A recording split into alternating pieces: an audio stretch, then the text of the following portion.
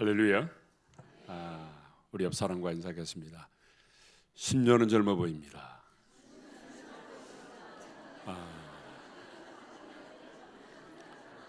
안 하신 분이 계신데 반대로 할까요? 반대로 10년은 늙어 보입니다. 이렇게 할까요? 이번에는 이렇게 인사하겠습니다. 당신을 뵈니 꼭 주님을 뵙는 것 같습니다.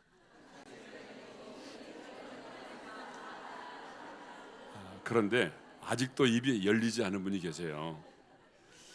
여러분, 제가 35년 목회하고 은퇴했는데요, 깨달은 것이 있어요. 입이 열려야 마음이 열린다.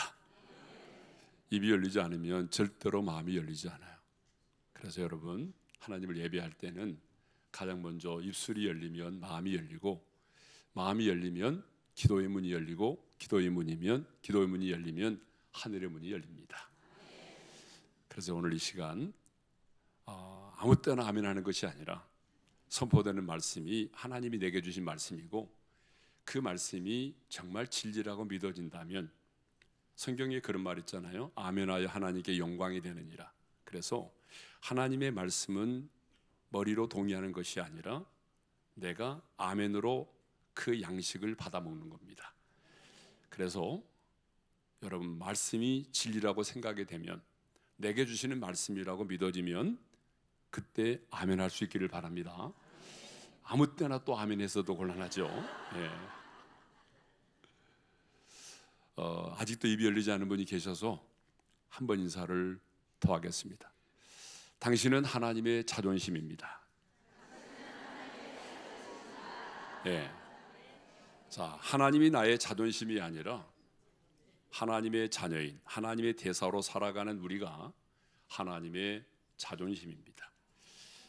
그러니까 여러분, 가방끈이 좀 짧고 생활이 어려울지라도, 또 얼굴에 견적이 많이 나올지라도, 그럼에도 불구하고 하나님의 자존심으로 당당하게 살아가시기를 주님의 이름으로 축원합니다.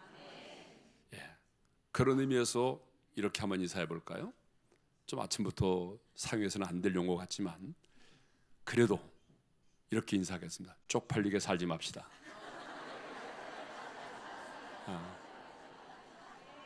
안 하신 분이 계세요? 다시 한번 하겠어요? 쪽팔리게 살지 맙시다. 네. 하나님의 사람은 언제나 하나님의 자존감을 가지고 자존심으로 당당하게 살아야 됩니다. 그래도 아멘을 안 하시네요. 자, 우리가 인생을 살다 보게 되면은 이해되는 일보다 이해되지 않는 일들이 더 많은 것 같아요. 어릴 때는 모르지만 점점점 나이가 들다 보게 되면 왜 이런 일이 우리 가정에 일어났지? 왜 이런 사건이 드라마에서나 볼 수 있는 이런 일들이 우리 가정에 일어났지? 참 이해가 안 되는 일들이 많이 있어요. 신앙생활도 마찬가지예요. 신앙생활도 하다 보게 되면 이해가 안 되는 게 많아요. 나는 새벽기도도 빠지지 않고 믿음으로 살려고 몸부림치는데 내 인생에는 고난이 떠나지 않고, 저 하무개 집사는 내가 볼 때는 믿음도 없는 것 같고 기도도 안 하고 맨날 돌아다니기만 하고, 그런데 형통하고, 그래 아삽이 경험했던 것처럼 악인의 그 형통함 그리고 나의 고난, 이해가 안 될 때가 많아요. 정말 이해가 안 되는 게 너무 많죠. 제가 그런 예화를 들려고 하면 1시간 정도는 들을 수 있을 것 같아요. 제가 좋아하는 선교사님 가운데 김태훈이라고 하는 에티오피아의 선교사님이 계세요. 이분은 서울대 의대를 나왔어요. 어디 나왔다고요? 기분 나쁘세요? 관악산에 있는 서울대 의대를 나왔습니다. 서울 상대가 아니고, 서울 상대는 뭐예요? 서울에서 상당히 떨어진대요. 서울 상대가 아니라 관악산에 있는 서울대 의대를 나왔습니다. 그래서 어떻게 준비되는가 하면은 어린이, 그러니까 소아 간 이식의 최고의 전문가로 잘 훈련받았습니다. 아산병원에도 근무했고 교수가 됐어요. 이제는 모든 18년 동안의 모든 과정을 마치고 이제는 의사로서 모든 것을 누릴 수 있는 그런 시간이 되었을 때 하나님은 그때를 기다렸다는 듯이 말씀하셨어요. 내가 원하는 곳에 내가 있어줄 수 있겠니? 내가 원하는 곳에 내가 있어줄 수 있겠니? 그래서 모든 것을 다 버리고 내려놓고 에티오피아로 선교사로 떠났습니다. 그때 주변에 있는 모든 의사들이 너 또라이냐? 나도 예수 믿는 사람인데 그런 거 아니야. 의사로서 얼마든지 네가 하나님의 나라를 위해 살 수 있잖아. 그렇지만 하나님의 음성을 거부할 수 없었어요. 의사로서 모든 것을 내려놓고 에티오피아에 선교사로 갔어요.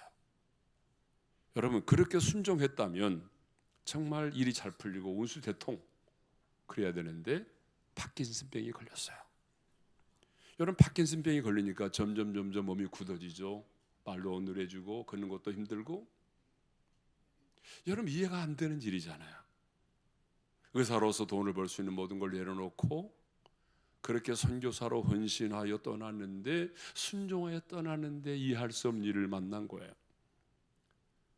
하지만 그 선교사님은 하나님을 원망하는 것이 아니라 그 땅에서 여전히 그 땅의 젊은이들을 세우고 하나님의 나라를 확장하는 일에 귀하게 쓰임받고 계세요. 그런 일이 뭐 한두 개가 아니죠. 저는 이제 은퇴하고 난 이후에 전 세계를 다니면서 정말 많은 성도님들, 많은 선교사님들을 뵙고 있어요. 지난주에도 체코에서 63가정 그 선교사님들을 모시고 영성 수련을 마치고 돌아왔는데, 얼마 전에 말레이시아 가서 영성 수련을 하게 됐는데 한 선교사님이 저를 라이드하면서 이렇게 말을 했어요. 저희 아버지는 늦은 나이에 주님을 만나서 늦은 나이에 목사가 됐습니다. 경기도에서 목회를 잘하고 계셨는데 자기가 고3 때에 어느 날 학교에 갔더니 선생님이 아침에 야, 니네 집에 무슨 일이 있는 것 같아? 가봐야 되겠어. 그래서 기숙사에서 생활을 하면서 고3을 지내고 있었는데 그 말을 듣고 아버지의 집으로 이제 돌아왔는데, 그때 이제 집으로 가기 위해서 택시를 탔는데 기사가 너 그 교회 목사님 아들이니? 하면서 안 좋은 얘기를 들려줬어요. 도착하자마자 폴리스 라인이 쳐져 있고 보니까 어머니 아버지가 한날에 살해되신 거예요. 어머니 아버지가 목사님이신데 왜? 그 교회에 한 자매가 있었는데 그 자매가 목사님에게 상담을 해왔던 거예요. 저 안 믿는 남자하고 사귀고 있는데 어떻게 하면 좋아요? 목사님이 얘기했습니다. 믿지 않는 자와 멍에를 매지 말라고 하지 않았니? 그러니까 이 자매가 그 남자에게 얘기하지 않았겠어요? 믿지 않는 자와 멍에를 매지 말래. 그러니까 그 남자가 앙심을 품은 거예요. 새벽 기도를 마치고 돌아오는 목사님과 사모님을 살해했어요. 그렇지만 그 세 자녀는 하나님 원망하지 않았어요. 그들은 어떻게 했어요? 선교사가 되고 목사가 되었어요. 이해할 수 없는 일이잖아요. 여러분, 우리가 사는 세상에는 정말 이해할 수 없는 일들이 너무나 많아요. 그런데 말입니다. 어디서 들어본 것 같지 않아요? 그런데 정말 이해될 수 없는 게 있어요. 그게 뭔지 알아요? 저와 여러분을 향한 하나님의 사랑입니다. 하나님의 사랑이 이해가 안 되는 거예요. 왜냐하면 하나님의 사랑을 우리가 머리로는 알아요. 그런데 우리가 이해할 수 없는 것들 있잖아요. 어머니의 눈물을 H2O 플러스 NaCl 이렇게 말할 수는 없잖아요. 그렇죠? 어머니의 눈물을 누가 그렇게 말할 수 있어요? 그런 것처럼 하나님의 사랑은요, 이해할 수가 없어요. 왜냐하면 우리 인간의 사랑이라고 하는 것은 일시적이고 상대적이고 조건적이잖아요. 그래서 내가 누군가를 사랑한다고 할 때는 내 마음속에 나름대로의 사랑의 커트라인이 있어요. 그냥 사랑한다고 말하지만 그래도 우리 마음속에는 커트라인을 정해놓고 사랑한다고요. 그래, 적어도 이 정도는 나를 사랑해줘야지, 이 정도는 나를 이해해줘야지 나도 당신을 사랑할 수 있는 거 아니야? 여러분, 우리 사랑에는요, 다 말하지 않지만 나름대로의 커트라인이 있단 말이에요. 근데 이 세상의 사랑은 영원하지 않아요. 제가 어느 날요, 뉴스를 접했어요. 근데 그 뉴스를 접하니까 굉장히 충격적이었어요. 그게 뭐냐 그러면, 여러분이 너무 잘 아는, 누구라고 말하지 않겠어요? 우리나라의 최고의 국민 여배우, 그분이 자살을 했잖아요. 그리고 이어서 그 남편도 또 자살했잖아요. 그죠? 이 정도 말하면 이제 묵상을 깊이 하고 있는데 더 이상 묵상하지 마세요. 예. 그런데 그가 낳은 딸이 있었어요. 근데 그 예할머니가 딸이 세상을 떠나고 나니까 얼마나 예지중지하고 그 손녀를 잘 돌봤겠어요. 근데 뉴스가 뭐냐 그러면, 이 손녀가요, 자기 집에 왔는데 예할머니가 와 계시거든. 주거 침입으로 경찰에 신고를 했어요. 예할머니가 우리 집에 와 있다, 주거 침입. 그래서 경찰에 가서 이제 조사를 받게 된 거예요. 저는 그날 밤에 그 할머니하고 손녀 사이에 어떤 일이 있었느냐, 그건 중요하지 않아요. 어떤 일이 오고 가는지, 어떤 말이 오고 가는지 중요하지 않은데, 그때 깨달은 게 있어요. 아, 인간의 사랑이라고 하는 것은 이리 오래 갈 수 없구나. 그렇게 이 할머니가 딸에게 못다한 사랑을 손녀에게 쏟아붓고 예지중지했겠지만, 손녀는 어느 날 할머니를 경찰에 신고했어요. 여러분, 이게 인간들의 사랑입니다. 우리 인간의 사랑이라고 하는 게 바로 이런 거예요. 인간의 사랑은 영원하지 못해요. 일시적이에요. 조건적이에요. 그런데 하나님의 사랑은 어때요? 영원하죠. 하나님의 사랑은 끝이 없습니다. 하나님의 사랑은 변함이 없습니다. 그래서 성경에 보게 되면 로마서에 뭐라고 그랬어요? 우리가 연약할 때, 경건치 않을 때, 심지어 죄인 되었을 때, 심지어 우리가 하나님과 원수된 자리에 있을 때에 그리스도께서 우리를 위하여 죽으심으로 우리에 대한 자기의 사랑을 확증하셨다라고 말씀하고 있습니다. 여러분, 이 하나님의 사랑, 제가 예수전도단 코나에서 DTS를 받은 적이 있어요.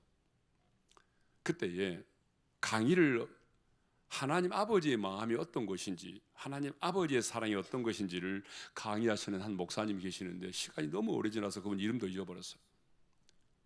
근데 그분이 이렇게 강의를 했어요. 자기가 이전에 강의할 때에, 여러분, 이 시간에 우리가 하나님 아버지의 마음을 아는 시간이고 하나님 사랑을 강의하는 시간인데, 그것을 제가 어떻게 강의하겠습니까?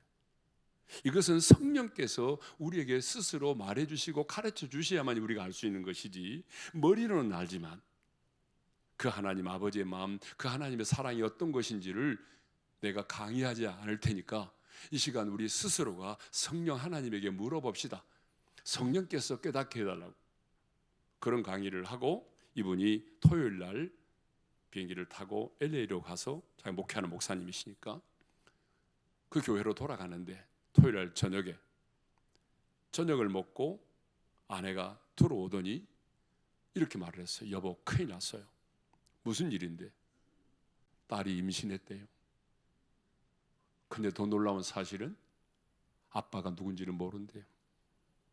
너무 충격적인 얘기를 한 거예요. 목사님 그 얘기를 듣는 순간에, 난 내 자녀도 제대로 양육하지 못하면서 어떻게 내가 목회를 할 수 있단 말인가? 내가 목회를 그만둬야지라고 생각을 했대요. 그런데 아내에게 물었어요. 여보, 그러면 딸이 당신에게 와서 그렇게 말을 했던 시간이 언제야? 너무나 분명하게 학생들과 강의하면서 하나님 아버지의 마음이 무엇인지, 하나님 아버지의 사랑이 어떤 것인지를 성령님께서 깨닫게 해달라고 묻고 기도했던 그 시간에 딸은 엄마에게 와서 그 얘기를 했던 거예요. 목사님은 도저히 나는 목회를 할 수 없다고 그래서 사표를. 그런데 당회가 열렸는데 가장 나이가 많으신 장로님이, 목사님 안 됩니다. 우리가 이 땅에 무너진 다음 세대를 세우기 위해서 교회를 세웠는데 목사님의 자녀 하나 케어하지 못하면서 우리가 어떻게 이 교회가 사명을 감당한단 말입니까? 다음 날 주일날 강구가 끝나고 나는데 딸이 갑자기 앞에 나왔어요. 그리고 자기에게 주어진 일들을 얘기하면서 우리 아빠에게는 죄가 없다라고 말을 했어요. 그런데 놀라운 사실은 그런 얘기를 한다면 우리 한국의 성도들 같으면 돌을 들어 쳤을 거예요. 그런데 그 미국의 성도님들은 이렇게 반응했다는 거예요. 그 시간에 다 일어나서 그 뱃속에 들어있는 그 아이를 위해서 축복하며 기도해 줬다는 거예요. 그래서 목사님의 결론이 이런 거였어요. 사탄은 내 딸을 통해서 내 가정을 무너뜨리고 우리의 교회를 무너뜨리려는 계획을 가졌지만 성도들은 하나님의 사랑으로 그 자녀를 사랑함으로 인해서 모든 마귀의 관계를 한순간에 무너지게 만들었다. 할렐루야. 여러분, 이해할 수 없는 하나님의 사랑입니다. 예? 제가 오늘 목사로서 여러분들에게 하나님의 사랑을 지금 이야기하고 있지만 저도 역시 마찬가지입니다. 그 깊고 오묘한 끊을 수 없는 하나님의 사랑을 내가 어떻게 여러분들에게 다 말할 수가 있겠습니까? 그래서 하나님은 인간의 타락한 이성으로 타락한 재성을 가진 우리 인간이 도저히 이해할 수 없는 그 하나님의 사랑을 우리에게 계시하기 위해서 여러 선지자를 보내셨는데 대표적으로 호세아 선지자를 통해서 하나님의 사랑이 어떤 것인가를 우리에게 가르쳐주고 있는 겁니다. 너희를 향한 내 사랑은 이런 거야. 그래서 하나님은요, 호세아를 선지자로 부르신 다음에 호세아에게 가장 먼저 이렇게 말씀하십니다. 뭐라고 말씀하신 거 하면 호세 1장 2절의 말씀인데 읽겠습니다. 시작. 너는 가서 음란한 여자를 맞이하여 음란한 자식들을 낳으라. 음란한 여자를 맞이하여 음란한 자식을 낳으라. 여러분, 이 땅의 모든 사람은 어때요? 순결한 사람과 결혼하고 싶어요. 여러분 그러지 않아요? 몸을 파는 창녀와 결혼하고 싶어하는 사람이 누가 있겠어요? 예? 예. 요 앞에 계신 분, 열심히 적고 계신 분, 남자분 결혼하셨습니까? 예. 물어보겠습니다. 만일에 하나님이 이런 음란한 여자를 취하여 결혼하라고 하면 하겠습니까? 절대로 안 합니다. 예, 저도 마찬가지입니다. 그런 여자를 아내로 맞이해서 결혼할 수 있는 사람은 없어요. 그런데 호세 선지자는 순종했습니다. 음란한 여자 고멜을 아내로 맞이했습니다.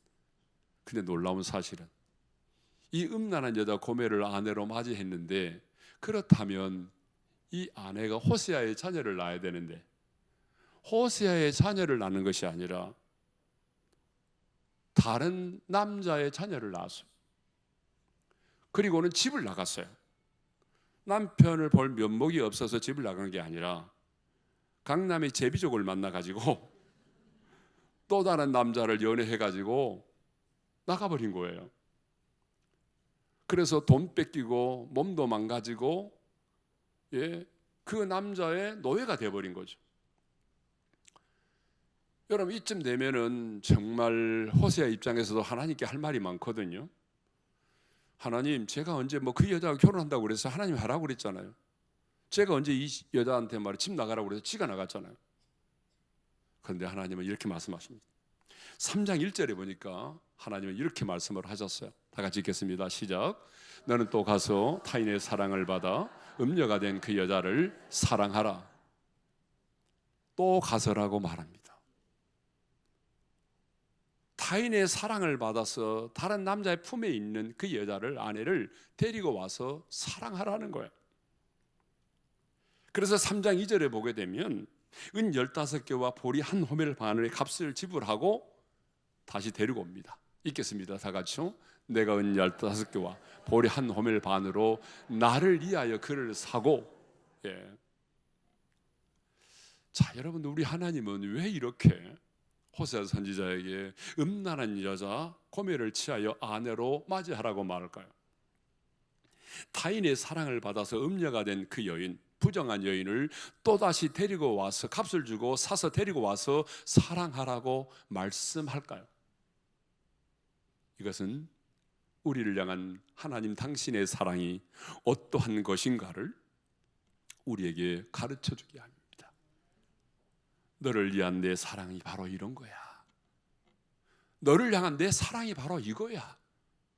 끝없는 사랑, 조건 없는 사랑, 포기하지 않는 하나님의 사랑, 이해할 수 없는 그 하나님의 사랑이 바로 이런 것이다라고 하는 것을 우리에게 가르쳐 주기 위해서 하나님이 지금 이렇게 요구하고 있는 거죠. 그래서 오늘 본문 역시 우리를 향한 하나님의 사랑이 어떤 것인가를 잘 보여주고 있습니다. 먼저 하나님은 4절에 보니까 이런 말씀을 하고 계십니다. 우리 한번 읽겠습니다. 시작. 네가 내 눈에 보배롭고 존귀하며 내가 너를 사랑하였은즉. 내 눈에 네가 보배롭고 존귀하다라고 말합니다. 보배롭고 존귀하다라고 말해요. 근데 이제 우리 교회는 좀 청년들이 좀 많은 편이거든요. 많은 편이 아니라 진짜 많아요. 예. 뭐 예를 들자면 1년에 한 3,000명의 새가족이 등록한다면 그중에 60%가 청년들입니다. 그러니까 청년들이 아마 교인수 비율로 제일 많은 교회 같아요. 청년들이 엄청나게 많습니다. 근데 이 청년들을 많이 만나서 얘기를 하다 보게 되면 이렇게 말하는 자매들이 있어요. 목사님, 저는요 솔직히요 잘하는 것도 하나도 없고요, 내놓을 만한 것도 아무것도 없고요, 남보다 또 예모가 뛰어나느냐, 그렇지도 않고요, 예, 스펙도 없어요. 예, 그러므로 제가 왜 살아야 하는지 모르겠어요. 제 자신이 그냥 미워요. 이렇게 말하는 친구들이 너무나 많거든요. 근데 하나님 뭐라고 말씀하냐면 너는 내 눈에 보배롭고 존귀하다라고 말해요. 보배롭다는 말이 무슨 말이냐면 약하다는 말인데 기중이 여기다 가치가 있다. 그러니까 너는 내 눈에 정말 기중하고 가치가 있는 존재라는, 무가치한 존재가 아니라는 거죠. 그 다음에 약하라는 말은 뭐예요? 존귀한 자라는 말이 카바드라는 말인데 무겁다. 부모를 공경하라고 할 때도 사용되는 말이에요. 부모를 가볍게 여기지 말라. 그게 부모를 공경한다는 거거든요. 예. 그런데 공동번역에서는 이 말씀을 아주 재밌게 표현했어요. 우리 한번 읽어보겠습니다. 시작. 너는 눈에 넣어도 아프지 않을 나의 귀염둥이, 나의 사랑이다. 여러분, 우리가 이 표현을 많이 쓰잖아요. 언제 쓰죠? 여러분, 남편에게 이 말 씁니까? 남편에게 쓰는 분은 거의 없어요. 당신은 내 눈에 넣어도 아프지 않을 내 남편이야, 이렇게 말하지 않잖아요. 이 인간아 막 그러지. 정말 사랑스러운 내 자녀를 바라볼 때, 몸은 피곤하지만 거의 잠들어 있는 자녀를 바라볼 때, 또 손자, 손녀를 바라볼 때 우리의 마음에 너는 내 눈에 넣어도 아프지 않을 나의 사랑, 나의 귀염둥이. 그런데 이 표현을 하나님이 우리에게 쓰시고 있다는 거예요. 하나님이 우리에게, 예? 너는 내 눈에, 내가 눈에 넣어도 아프지 않을 만큼 나의 사랑이고 나의 귀염둥이야.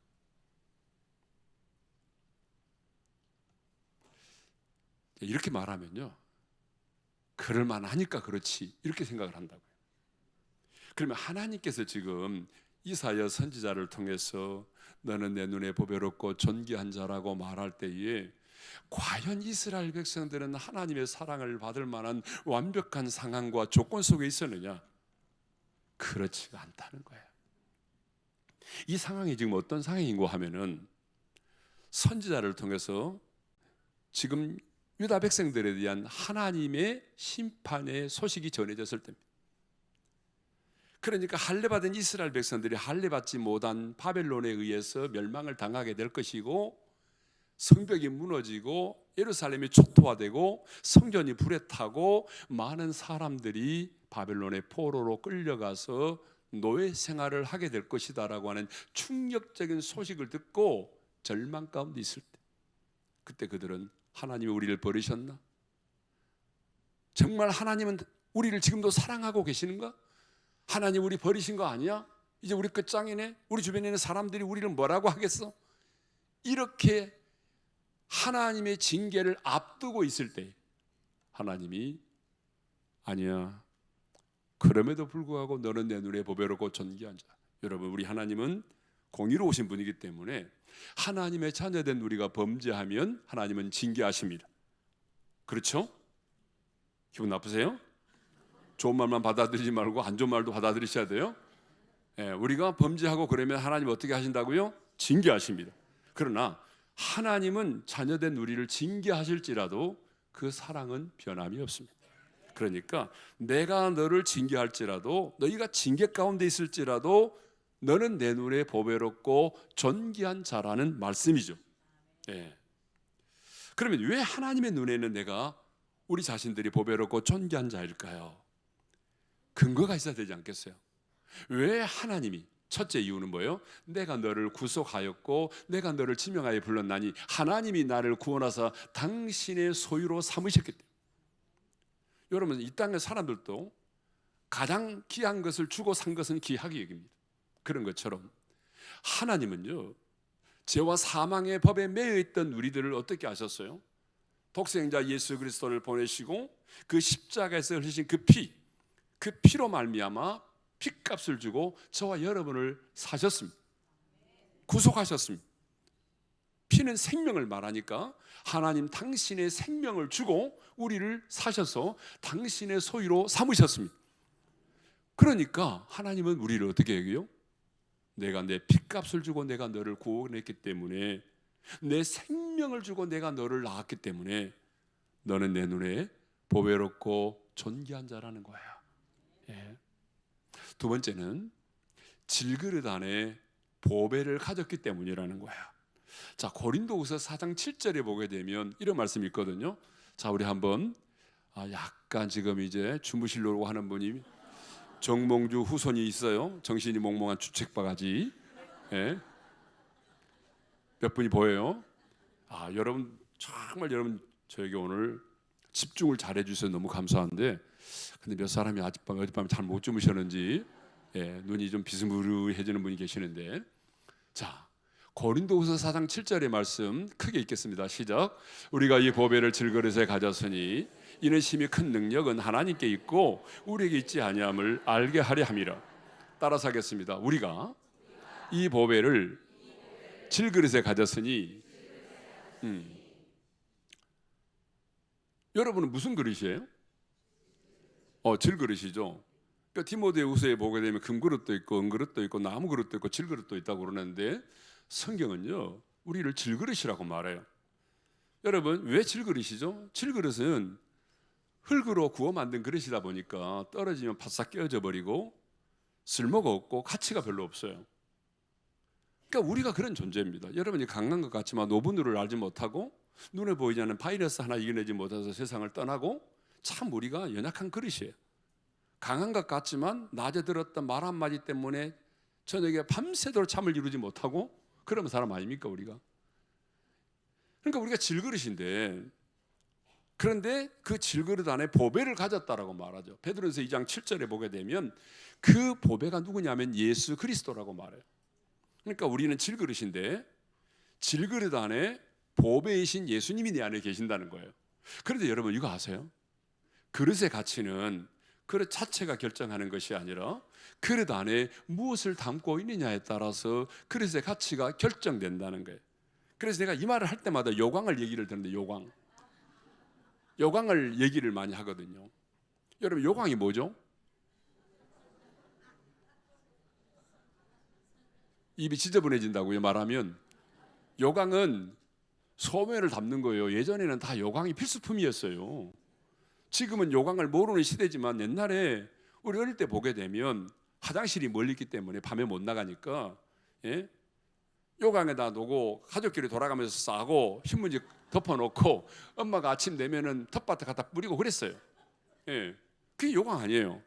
자, 무슨 얘기냐면 금으로 만들어진 이 그릇인데 거기에다 소변을 담으면 요강이 되는 거예요. 아무리 좋은 그릇도. 자, 여기 이만한 그릇, 그릇, 조그마한 그릇, 너무 좋은 금으로 만들어진 그릇인데 여기다가 담배를 피고 꽁초를 버리면 뭐가 되죠? 잿더리. 우리는 잿더리로 통하지만 미국 사람들은 잿더리는 뭐라 그래요? 쉐러리 그래.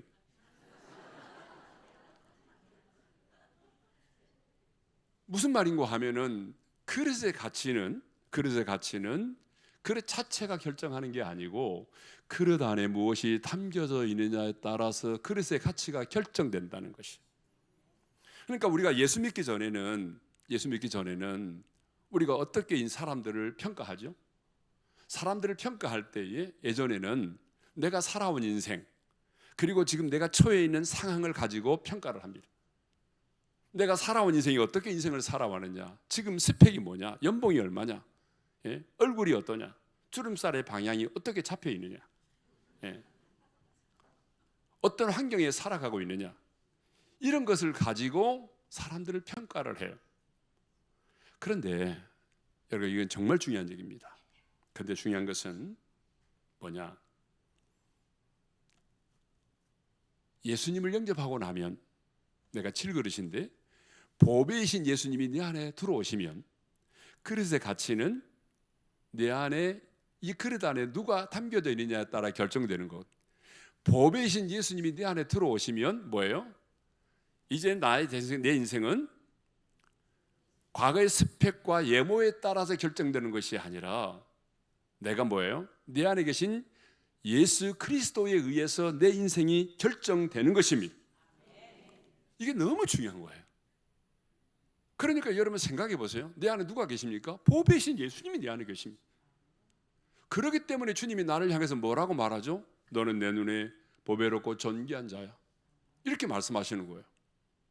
왜? 내 안에 예수님이 계시니까. 이전에 내 인생의 가치는 내가 어떻게 인생을 살아왔느냐, 우리 집 가문이 어떠냐, 어느 학교를 나왔느냐, 연봉이 얼마냐, 몇 평의 아파트에 살고 있느냐, 이걸 가지고 얘기를 했어요. 그런데 이제는요, 내 안에 계신 예수 그리스도에 의해서 내 인생의 가치가 결정되는 것입니다. 그렇기 때문에 우리는 당당하게 살아야 되는 거예요. 예? 자존감은 누가 나를 소중하게 봐줄 때에 생겨나는 거거든요. 그래서 그 김창호 교수 있잖아요. 알아요, 그분? 예수님 제자는 몰라도 어떻게 그분을 알더라고요. 그분이 우리 교회 자주 왔는데 그분이 하는 말이, 요즘 개들은요 자신을 개라고 생각하지 않는데요, 개 이상의 사람으로 생각한대요. 개가 왜 그래요? 사람들이 오늘 그렇게 만들었잖아요. 엄마 갔다 올게, 잘 있었니? 언제부터 그런 관계가 됐어요? 아니 옛날에는요 욕할 때 그 개자가 많이 들어갔어요. 여러분 그랬어요, 안 그랬어요? 옛날에 참 강단에서 말하기 그렇지만 옛날에는 욕할 때 보면 개 뭐 쌍시오 뭐 개하고 뭐 지어 들어가고 막 그랬잖아요. 아, 잘 모르신다고요? 그 몰라도 돼요, 상관없어요. 예, 그거 물어볼 필요도 없어요. 예.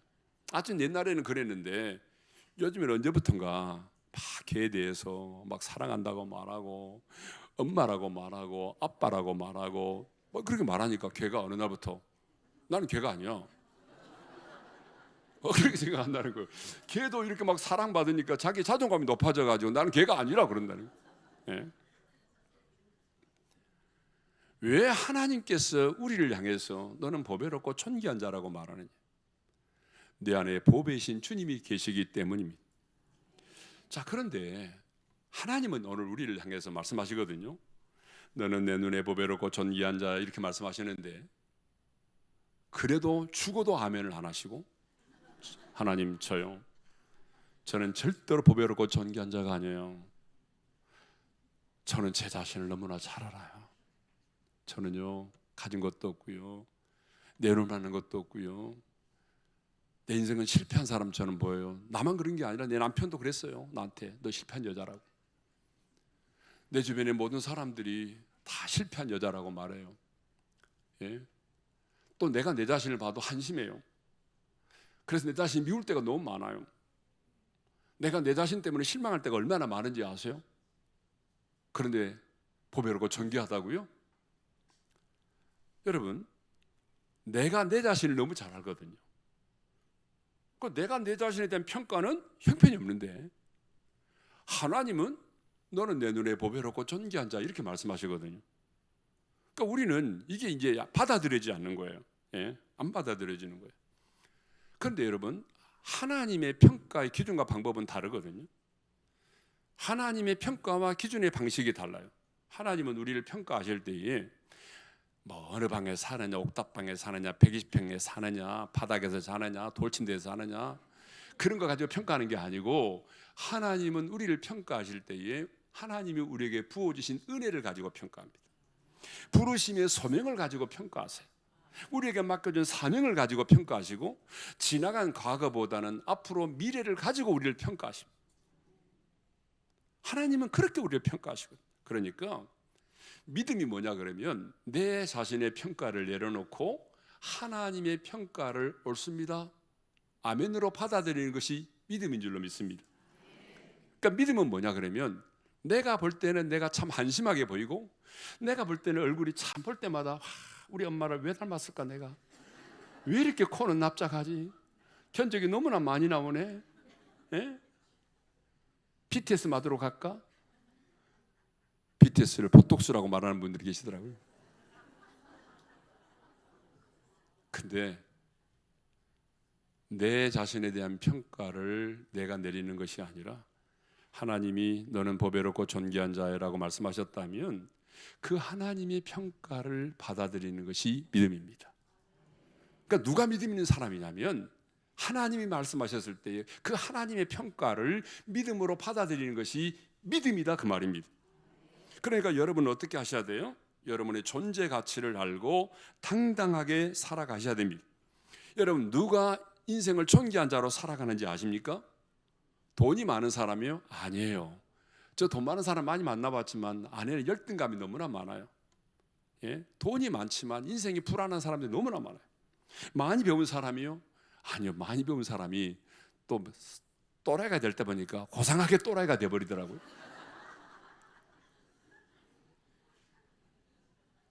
여러분, 왜 사람들이 쉽게 상처받고 흔들리고 열등감 속에 인생을 살아가는지 아세요? 가방끈이 짧아서가 아니에요. 상황이 힘들기 때문이 아니에요. 정말 냉정하게 말한다면 내면을 들여다보게 되면 자존감이 없기 때문에 그래요. 자신의 존재 가치를 모르기 때문에 그래요. 예? 사람 누구나 자신이 사랑받는 존재만큼 살게 되어 있습니다. 사랑을 받은 만큼 그 수준에 걸맞는 삶을 살게 되어 있습니다. 자신의 존재 가치를 깨달은 만큼 존귀한 삶을 살게 되어 있어요. 예. 아프리카의 한 외진 마을에 한 의사 선생님이 의료 봉사를 가셨어요. 그런데 그 마을에는요, 어떤 결혼에 대한 풍습이 있는가 하면은 암소 몇 마리를 주고 그 장인에게 결혼을 승낙을 받는 그런 결혼 제도가 있어요. 근데 여러분, 지금도 그렇습니다. 제가 아프리카에 자주 가는데 한 번에 제 딸을 데리고 왔더니 암소 10마리를 줄 테니까 우리 딸을 넘기라고 막 그러는 거예요. 예? 여러분, 지금도 그렇습니다. 암소 몇 마리를 줘야 돼. 근데 보통 정말 시시한 여자면 암소 한 마리만 주면 되고요. 좀 어느 정도 괜찮다 싶으면 2마리, 대학도 나오고 돈벌이가 되는 여자 같으면 3마리 정도 줍니다. 근데 그 마을에 누가 있었는가 하면은 외국에 가서 선진 기술을 배워가지고 온 그 마을에 장래가 촉망된 유능한 젊은이가 청년이 있었습니다. 그 마을의 모든 관심은 이 청년이 누구에게 청혼을 하느냐는 것이었습니다. 그런데 어느 날 이 청년이 드디어 청혼을 하기 위해서 암소를 끌고 가는데 무려 몇 마리냐면 9마리의 암소를 끌고 집을 나섰습니다. 모든 동네 사람들이 나와가지고 이 청년이 누구의 집에 가서 청혼을 할 것인가? 촌장의 집도 지나고 바나나 주인 농장의 집도 지나고 여선생님의 집도 지나쳐서 아주 마을에 초라한 애진 곳에 있는 그 집의 딸에게. 근데 그 집의 딸은 병약해 보이고 키는 엄청나게 큰데 거의 살이 안 붙어 있고 빼빼 말라 있고 자기 그림자만 봐도 막 놀랄 정도로 병약해 보이는 그런 여자에게 청혼을 한 거예요. 9마리 주고. 마을 사람들이 이런 루머가 돌았습니다. 이 청년이 왜 그 여자에게 청혼했을까? 그것도 9마리나 주고. 이 여자가 아마 마법을 걸었던 것 같다. 마법을 걸지 않고는 이런 일이 있을 수가 없다. 몇 년이 지났습니다. 그 의사가 다시 그 마을을 찾았어요. 그 청년의 집에 들어가서 식사를 대접받고 있는데 아주 젊은 우아한 여자가 커피를 가지고 들어왔어요. 근데 너무나 살도 찌고 너무나 아름답게 보이고 너무나 영어도 잘하고 너무 아름다운 여인이에요. 그래서 마음속으로 그래, 그때 그 말라깡이 여자를 버리고 또 새로운 여자를 만나서 장가를 들었구나 이렇게 생각을 했대요. 그런데 잠시 후에 그 청년이 말하기를, 선생님, 방금 그 여자가 제가 결혼했던 여자입니다. 저는 한 번도 제 아내에게 공부를 해라고 말한 적이 없어요. 저는 한 번도 제 아내에게 용모를 가꾸라고 말한 적이 없어요. 무슨 말이죠? 여러분, 그렇게 삐짝 말랐던 그 여인이 내가 암소 9마리를 받고 이런 사랑을 받고 내가 결혼을 했다는 거예요. 이 동네의 여자들 나와봐. 암소 9마리를 받고 결혼한 사람이 있으면 나와봐. 나는 암소 9마리를 받고 결혼한 사람이야. 나는 이런 사랑을 받는 사람이야. 나는 이런 존귀한 자야. 이렇게 자기의 존재를 깨닫게 되니까 영어도 하게 되고 사람이 변하고 다 바뀐 거예요. 자존감을 가지고 살아가게 된 거예요. 그래서 중요한 것이 뭐냐 그러면 우리도 어떻게 살아야 돼요? 자존감을 가지고 당당하게 살아야 돼요. 그래야 함부로 누가 나를 못 대는 거예요. 예. 그래서 저는 우리 자매들한테 그래요. 결혼하기 전에, 야, 너 결혼하기 전에 정말 네가 얼마나 존귀한 자인지 네 자존감을 가져야 돼. 네가 네 자신을 존귀하게 여기고 사랑하고 그럴 때 결혼하면 네 남편은 너를 함부로 못 하는 거예요. 진짜 맞습니다, 여러분.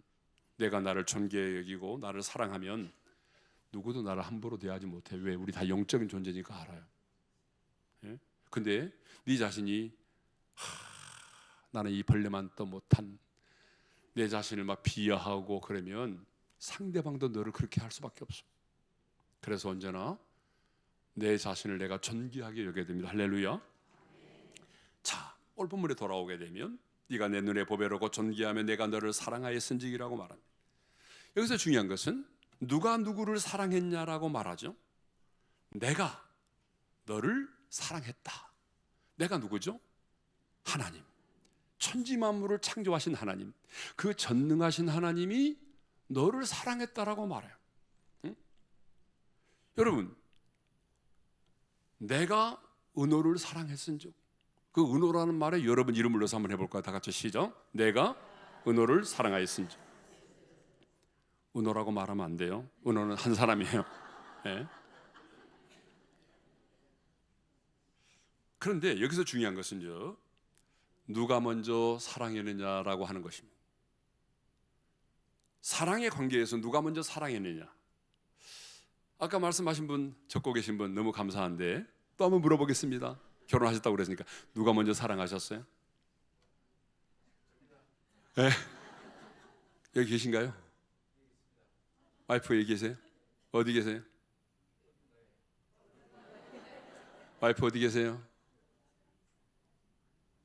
맞아요? 안 계신데? 안 계신다는데? 네. 자, 여러분, 누가 먼저 사랑했느냐, 이건 중요하거든요. 누가 먼저 사랑하셨어요? 생각해 봐야 돼요. 누가 먼저 사랑하셨어요? 같이 사랑했어요? 우리 같이 사랑하자 이렇게 그런 건 없어요. 반드시 순서는 있어요. 누가 먼저 사랑했어요? 남편이. 누가 먼저 사랑했어요? 본인이. 왜 놀라세요? 그럴 수도 있는 거지. 네. 여러분, 우리 같이 평범한 사람들에게 있어서는요, 누가 먼저 사랑했느냐는 것은 중요하지 않아요. 사랑을 더 많이 하는 사람이 사랑하게 돼 있어요.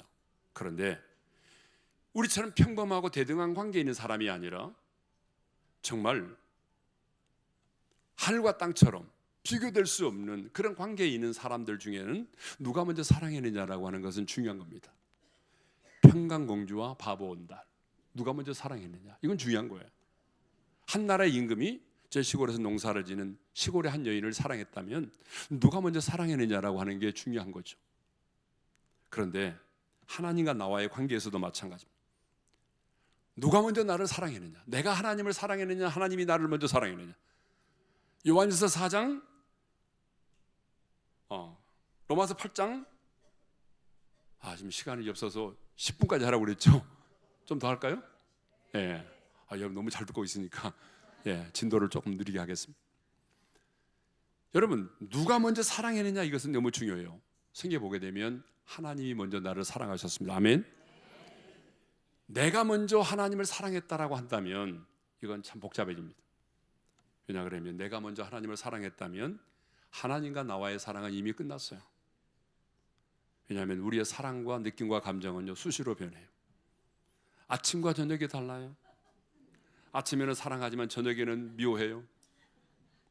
자녀를 향한 여러분의 사랑도 마찬가지 아니에요. 아침에 학교 보낼 때는 사랑하지만 성적표 받아들고 오면 미워해요. 여러분, 우리의 사랑은 수시로 변합니다. 그런데 하나님이 나를 먼저 사랑하셨어요. 그렇기 때문에 여러분, 그 사랑이 영원할 수밖에 없는 거예요. 왜요?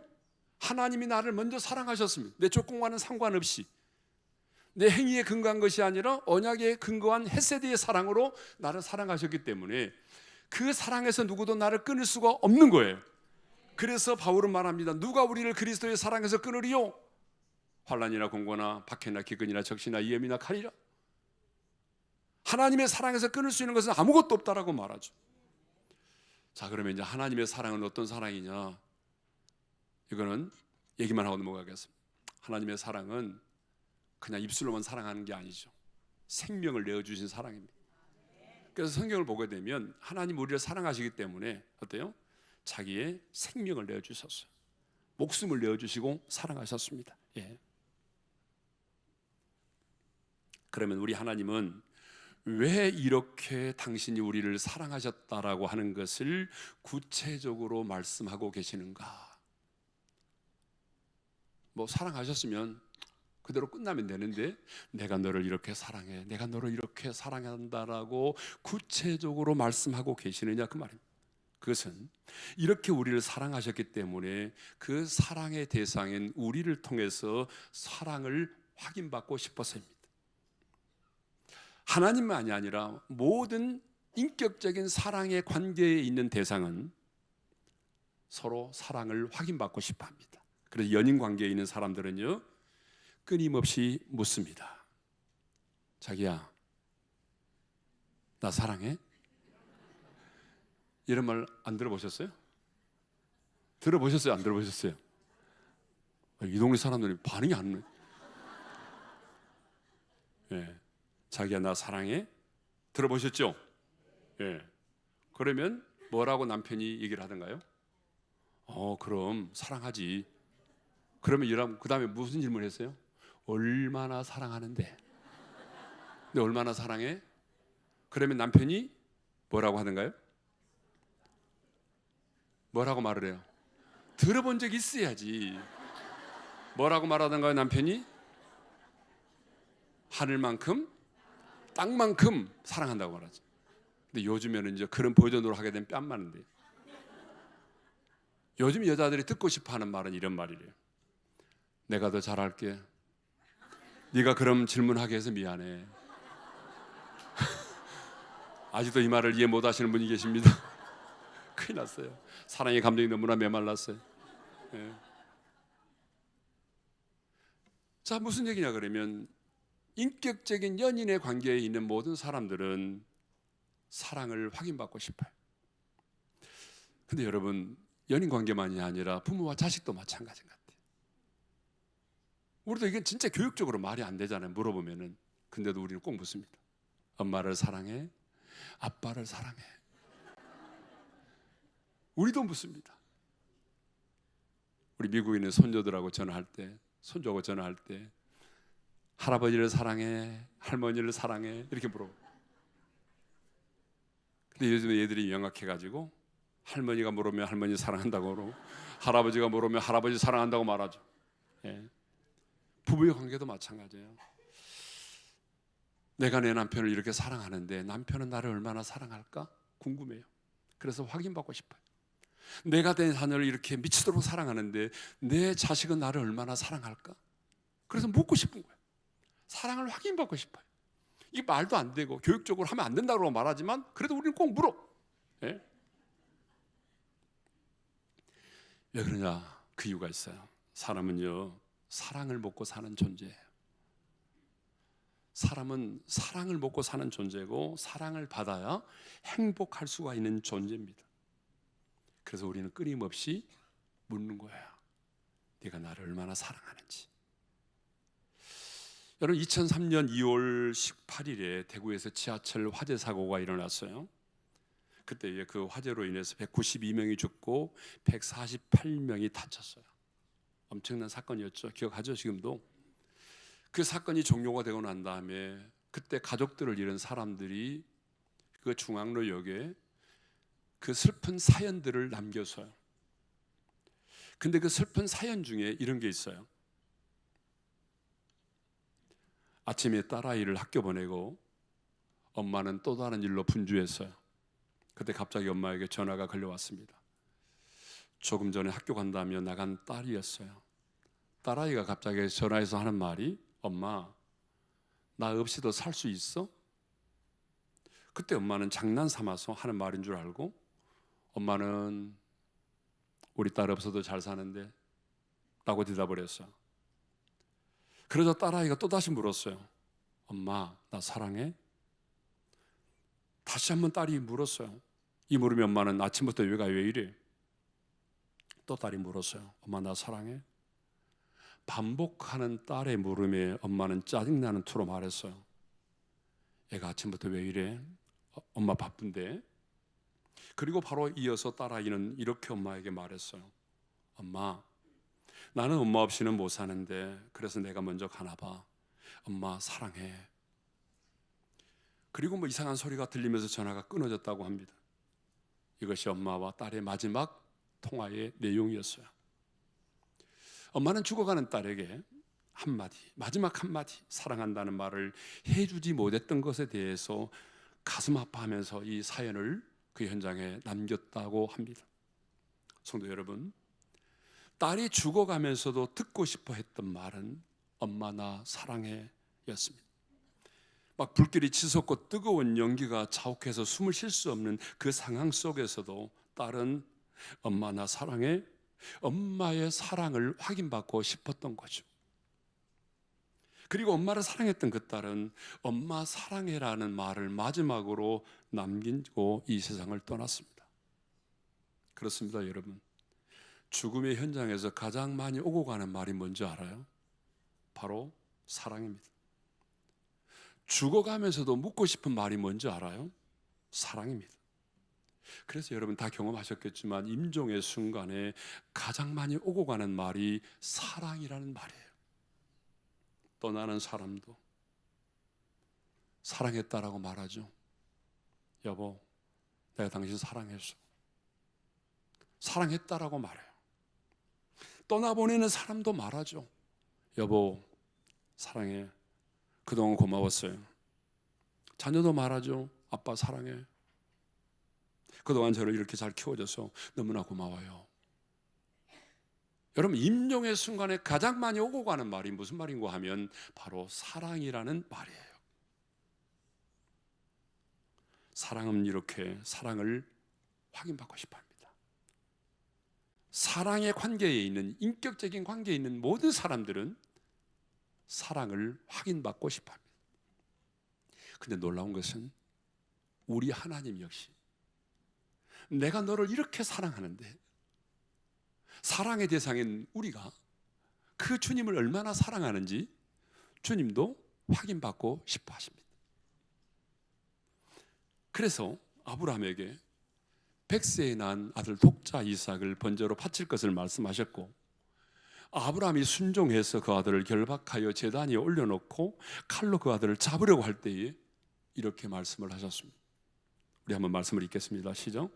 그 아이에게 내 손을 대지 말라. 그에게 아무 일도 하지 말라. 네가 내 아들 내 독자까지도 내게 아끼지 아니하였으니 내가 이제야 내가 하나님을 경외하는 줄 아노라.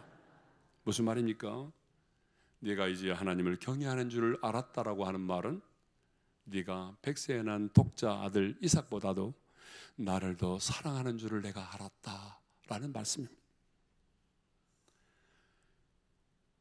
부활하신 주님은 베드로에게 찾아오셨습니다. 사명을 잃어버리고 옛 삶의 터전으로 가서 고기를 잡고 있던 베드로에게 찾아오셨습니다. 그리고 동일하게 요한의 아들 시몬아, 네가 나를 사랑하느냐라고 3번이나 반복하여 물으셨습니다. 왜 주님은 이렇게 찾아오셔서 3번이나 반복해서 물으셨을까요? 지난번에 3번 예수님을 부인했던 지난날의 상처를 다시 되새기도록 하기 위해서일까요? 아닙니다. 주님께서 베드로에게 네가 나를 사랑하느냐, 네가 나를 사랑하느냐, 네가 나를 사랑하느냐라고 3번이나 물으셨던 것은, 그것은 잃어버린 사도적인 권위를 회복시켜주기 위해서입니다. 뿐만 아니라 신앙생활의 앞으로의 사역의 모든 신앙의 생활의 동기가 하나님에 대한 사랑이어야 함을 가르쳐주기 위해서입니다. 여러분, 우리의 신앙생활의 모든 동기는 복을 받기 위함이 아닙니다. 우리의 신앙생활의 모든 동기는 주님에 대한 사랑이어야 합니다. 우리가 하나님을 예배하는 것도 내가 주님을 사랑하기 때문입니다. 내가 오랜 시간 동안 무릎을 꿇어 기도하는 건 역시 내가 그 주님을 사랑하기 때문입니다. 내가 이 몸된 교회에서 남들이 알아주지 않지만 이렇게 부엌에서 일하고 교사로 섬기고 소그룹의 리더로 섬기고 이렇게 몸된 교회에서 충성하고 헌신하는 것도 내가 이런 사람입니다, 내 자신의 존재를 드러내기 위함이 아니라 내가 주님을 사랑하기 때문입니다. 우리의 신앙생활의 모든 동기는 바로 주님에 대한 사랑이어야 합니다. 그래서 주님은 오늘 또 우리에게 물으십니다. 딸아, 나는 너를 이렇게 사랑하는데 너를 과연 나를 얼마나 사랑하니? 그래서 오늘 이 밤에, 오늘 이 저녁에, 이 시간에 주님은 우리에게 동일하게 물으십니다.